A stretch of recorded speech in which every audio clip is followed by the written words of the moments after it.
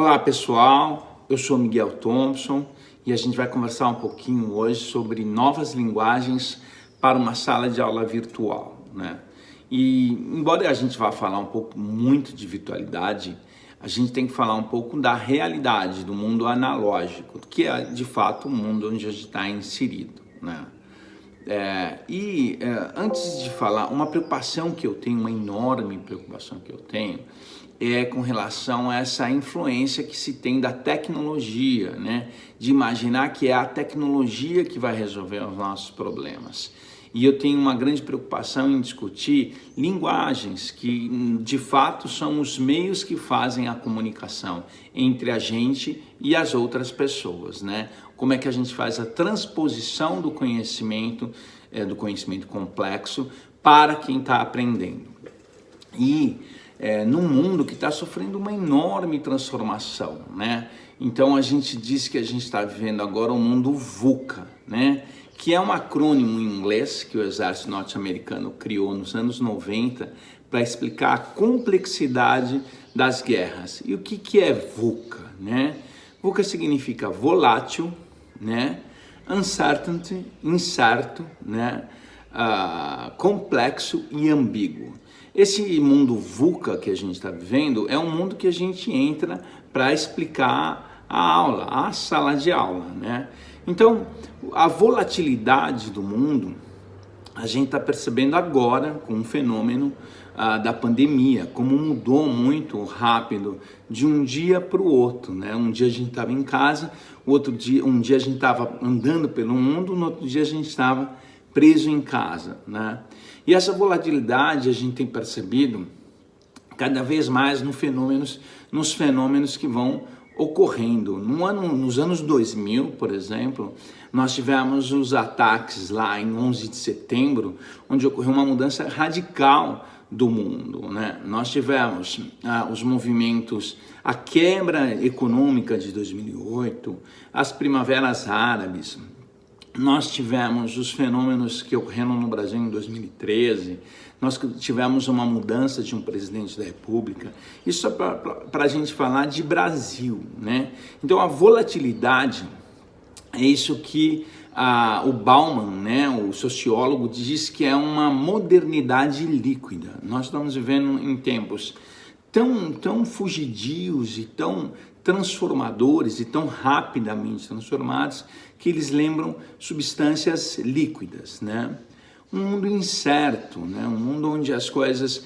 Se você pegar as previsões de um economista no começo do ano e comparar agora, são totalmente diferentes. Há muita incerteza, né? Então, para quem trabalha com escola, por exemplo, para quem trabalha com que escola precisa de uma certa constância, essa incerteza é um horror. Mas um novo normal que a gente tem falado serão as incertezas, né?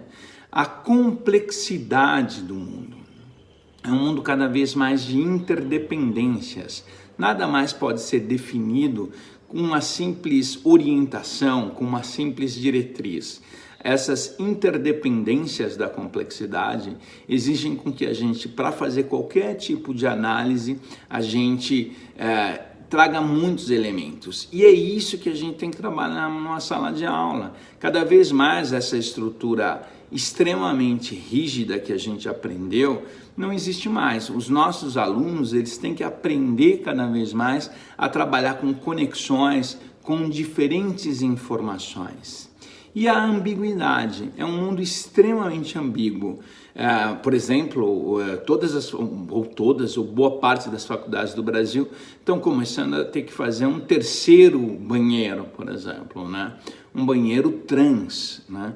Então, as próprias definições de gênero que tem no Facebook lá, quando a pessoa vai marcar, passam de 50. Então, as ambiguidades vêm surgindo constantemente. Isso exige das pessoas que elas sejam cada vez mais analistas, cada vez mais reflexivas e cada vez mais negociadoras de sentido.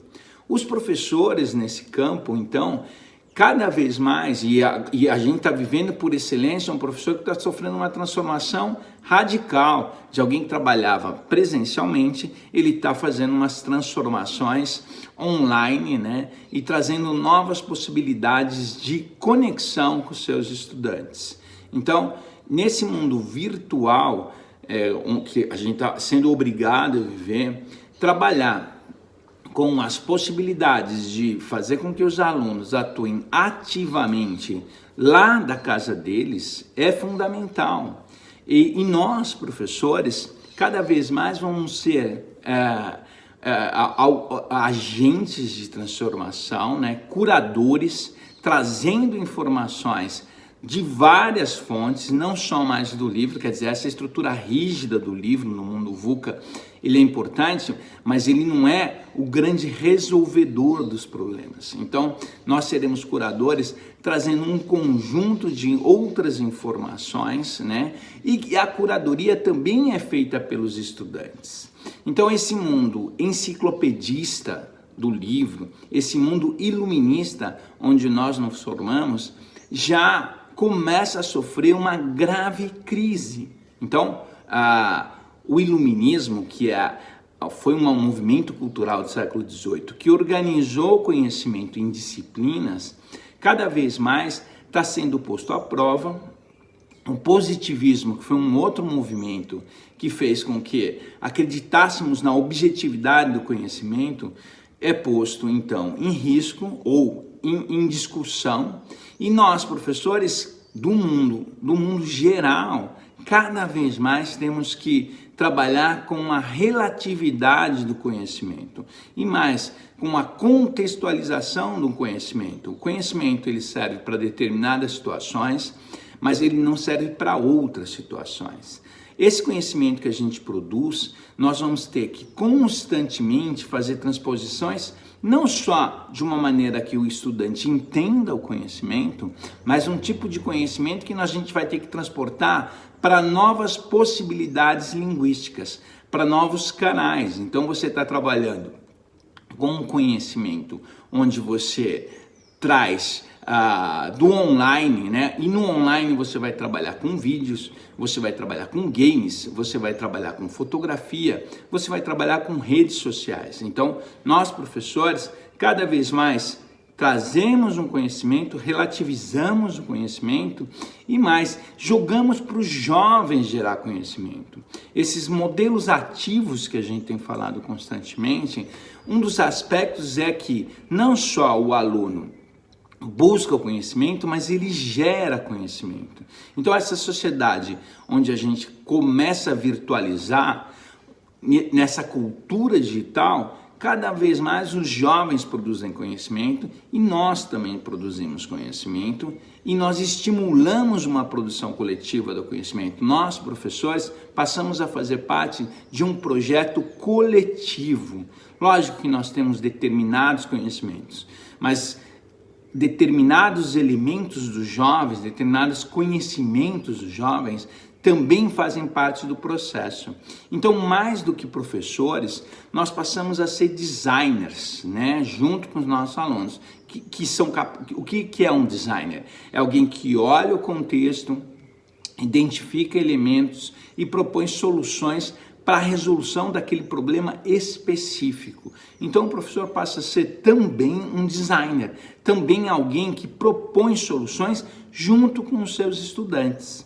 E mais, nós professores passamos a ser contadores de história. Ao mesmo tempo que você entende uma situação, um problema, você constrói uma narrativa para propor soluções. Basicamente, cada vez mais as escolas e os currículos têm falado nesse modelo de resolução de problemas,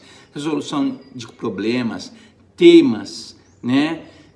Storytelling, pitch elevator, são conceitos relacionados à contação de história que a gente não estava acostumado. Então o professor passa a ser alguém que lê o seu contexto, propõe caminhos, ou conta uma história e os alunos, junto com você, professor, vão propondo soluções criativas. Então, nós passamos a ser contadores de histórias, elaboradores de cases, para que os alunos movimentem aquele conhecimento que no passado era estático e contemporaneamente passa a ser um elemento para a resolução de problemas. Resolução de problemas que comumente podem ser elementos lúdicos, como a gente tem falado na gamificação. O que é um game hoje? É uma grande contação de histórias com múltiplas possibilidades de resolução e de caminhos. Então, além disso, além toda essa estrutura de contação de história como uma narrativa, é necessário trazer outros aspectos do conhecimento, como as emoções, como a intuição, que a escola tradicional, a escola positivista, iluminista, achava que era possível simplesmente eliminar os aspectos da emoção e trazer só razão e conhecimento. Então, a emoção é outro elemento fundante do processo educativo. Além do que, é fundamental que a gente trabalhe dilemas. A escola tradicional evita os dilemas, ela traz só conceitos, listas de conteúdo e elimina a parte onde as pessoas necessitam discutir a fim de buscar soluções coletivas. Então, trabalhar de maneira dialética é fundamental, quer dizer, tese, antítese e síntese. A escola tradicional eliminou os dilemas e eliminou as tensões. Uma boa escola tem que trabalhar constantemente tensões, porque o mundo VUCA é um mundo de tensões. É um mundo onde emergem muitas ideias diferentes constantemente e a gente vai precisar negociar sentidos. Nesse aspecto, o professor tem que ser cada vez mais uma pessoa culta, cada vez mais uma pessoa muito bem informada, atenta, né? Tem que ficar menos preocupada com as questões burocráticas, evidente que é necessário uma certa burocracia, mas o professor tem que ser cada vez mais um intelectual, como dizia o Antônio Gramsci. E esse intelectual, ele não vai impor o conhecimento, ele vai movimentar o conhecimento entre os jovens para que eles possam produzir conhecimento e para que eles possam se movimentar dentro desses meios online. Então, produzir um podcast, né? Produzir um tipo de conhecimento baseado em redes sociais, né? Por exemplo, uma brincadeira, fazer o Facebook do Darwin, né? Construir Instagrams, né? Novas possibilidades do TikTok. Então, o jovem passa a ser um produtor de conhecimento e o professor intelectual, ele passa a ser um instigador desse conhecimento. Por outro lado, esse professor constantemente tem que trazer o jovem também para o mundo real, para ele não cair no mundo narcísico do online, porque é fundamental que a gente entenda que nós somos seres humanos, que muitas vezes é preciso desconectar para se conectar, isso é fundamental, desconectar para se conectar, porque todo conhecimento está a serviço do ser humano, está a serviço de um projeto humano. Então, a nova aula, ela traz elementos do online, traz os elementos do híbrido, mas ela está a serviço do ser humano. É a coisa mais importante que a gente pode ter. Todo esse cadinho que a gente está trazendo, analógico e online, né, serve para que a gente produza seres humanos melhor. Então, é um modelo O2O, né? Quer dizer, que tem um sentido de online, offline, né, que fazem conexões constantes e que, ao final de um processo educativo, que no final nunca tem um final, nós estamos formando seres humanos melhor. Então é isso que eu proponho como uma nova sala de aula virtual, uma mudança de linguagens, novas possibilidades de linguagens, novas linguagens antigas, uso de cinema, teatro, televisão e outras linguagens, para que a gente faça seres humanos melhor. Então é isso, obrigado, tchau pessoal!